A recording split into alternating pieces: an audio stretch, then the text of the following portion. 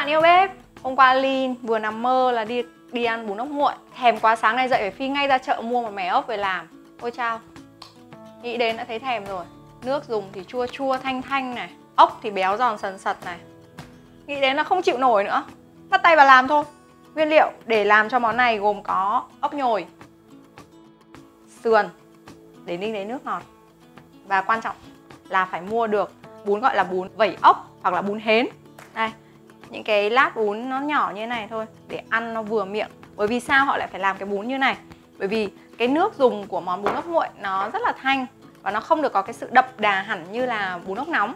Cho nên dùng những cái miếng bún nhỏ như này thì nó sẽ thấm đẫm vào cái nước chấm của mình thì ăn nó sẽ ngon. Sườn mình hay dùng xương đuôi bởi vì ở xương đuôi ấy, thì nó không có cái độ béo ngậy như là xương ống. Tóm lại là nó vừa cho chúng ta độ ngọt mà nước dùng nó vẫn thanh mà không bị cái váng mỡ béo ngậy như là dùng xương ống. Nên mình rất là ưa chuộng dùng xương đuôi. Còn ốc nhồi, các bạn đã biết cách phân biệt ốc nhồi với cả ốc bươu vàng chưa? Thế nên mình phổ biến qua nhá. Ốc nhồi thì nó có một cái đặc điểm là cái vỏ nó màu đen, sẫm, cứng và cái chôn ốc là nó nhọn. Còn ốc bươu vàng, để ý quan sát là cái vỏ ốc, đặc biệt là ở phần gần miệng ốc và chôn ốc, nó sẽ có màu vàng. Vỏ ốc mỏng, dễ chảy xước. Và khi mà chúng ta luộc lên, mở cái nắp ốc này ra ấy, thì sẽ thấy cái phần thịt ốc bên trong nó cũng có màu vàng luôn. Đó, không hề khó phân biệt tí nào cả. Mà ốc nhồi thì cái kích thước của nó bao giờ cũng to hơn ốc bươu vàng. Ốc bươu vàng nó kiểu gì thì kiểu cái size của nó vẫn cứ nhỏ hơn ốc nhồi. Cái kinh nghiệm mà mua ốc ngon thì điều duy nhất mà mình chia sẻ với các bạn đó là chọn những con ốc cái miệng nó đầy. Đây này, tất cả những con ốc mà miệng nó đầy lên thì đều là con ốc béo. Đặc biệt là mùa thu, cái tầm tháng 10 là cái tầm ốc ngon nhất trong năm. Ốc khi mà mua về á, muốn làm sạch á, ngâm với cả nước gạo và thả vào đó vài lát ớt thì để qua đêm nó sẽ nhả nhớt rất là nhanh. Đầu tiên mình phải chuẩn bị phần nước xương. Trước tiên là phải có một nồi nước sôi. Cho xương vào trong nồi nước sôi này. Bởi vì nó có tác dụng làm tất cả chất bẩn từ trong xương nó tiết ra. Và sau đó vớt cái xương ra, rửa lại và cho một lượt nước khác vào ninh. Nước xương của chúng ta sẽ rất là trong. Đây này, các bạn thấy không? Dần lên này, nó ra rất là nhiều bọt. Đun sôi khoảng độ 2-3 phút á. Thì các bạn chuyển ra để rửa. Xương đã được rửa sạch và chế một lượt nước mới. Chúng ta đem ninh xương. Mới đầu khi mà đặt xương lên, các bạn bật to lửa để cho nước sôi bùng lên. Sau khi nước sôi bùng thì ta sẽ hạ lửa xuống nước nhỏ nhất và cứ thế đun liu riu để lấy cái phần nước ngọt. Còn trong lúc chờ đợi ninh được nước xương thì ta sẽ tiến hành sơ chế đến ốc. Ốc chúng ta hấp, xếp vào nồi hấp này. Các bạn biết bí quyết để hấp ốc ngon là gì không? Mình mới học được một bí quyết và chia sẻ luôn là bình thường chúng ta chỉ hấp với cả nước trắng. Nhưng nếu như chế thêm một chút giấm bỗng vào cái phần nước hấp thì ốc sẽ thơm hơn rất nhiều. Nước dùng đã ninh xong rồi. Bây giờ đến lượt ốc. Chế vào đây một chút giấm bỗng. Lát nữa mình sẽ dùng chính cái phần nước hấp ốc này để hòa với nước xương làm thành nước chấm. Rắc thêm vài cái lá chanh vào cho màu mè. Ok, bật bếp. Trong lúc chờ đợi thì mình sẽ chưng ớt. Ớt chưng cũng là một trong số những gia vị là linh hồn của món bún ốc nguội này. Mình thử kiểm tra xem ốc xong chưa nào. Wow, đã mở miệng rồi đây này. Kiểm tra xem nào. Mở miệng hết rồi. Ốc chín rồi các bạn ạ.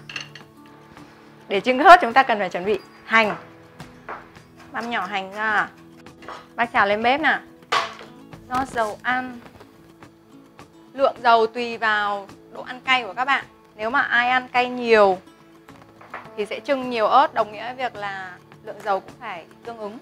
Chúng ta nên chờ dầu ăn nóng rồi chúng ta mới cho hành hoặc tỏi vào. Bởi vì là cái lúc mà nóng thì hành tỏi mới phát huy được hết tinh dầu, cái độ thơm của nó.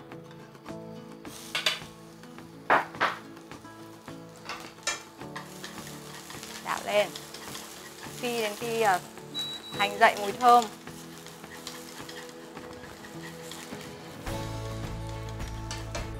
Hành vàng rồi mình cho ớt bột. Chú ý là cho ớt bột một cái là phải tắt bếp ngay, nếu không ớt dễ bị cháy. Ok, xong. Ốc hấp xong rồi, còn đang nóng hôi hổi. Mình chắt nước ốc ra để riêng ra một bát cho nó lắng. Và gạn lấy cái phần nước trong của ốc. Tận dụng tất cả những cái phần nước ngọt của ốc, dốc hết vào đây. Không bỏ sót một tí nào, không cho chúng nó thoát. Giờ khều ốc ra. Bạn nào mà không khéo tay á thì lấy cái dao chặt cái phần chôn ốc ra thì sẽ khều ốc dễ hơn. Còn ở đây mình đã hấp ốc đủ chín rồi thì lấy ra cũng đơn giản thôi mà. Ốc này hôm qua mình mất công ngâm nước gạo cả đêm luôn á. Sáng nay rửa mấy lần. Thành ra nó sạch nhớt không? Các bạn thấy không? Con ốc ngon không? Wow. Ý, tuyển từng con như lựa tuyển cung phi. Ly ơi, ở nhà em có mấy cái con ốc mà nó hay leo ở tường, có phải có ốc nhồi này không? Đấy, ốc bươu vàng anh ơi. Ốc sên. Ốc nhồi sau khi mình đã sơ chế, bóc bỏ đi phần tế nhị và rửa qua lại với một lượt nước. Thì bây giờ mình sẽ rửa lại một lần nữa bằng một phần của cái nước mình hấp ốc lúc nãy cho nó đảm bảo vệ sinh an toàn thực phẩm. Gì chứ thời buổi bây giờ cứ phải sạch, các bạn công nhận không?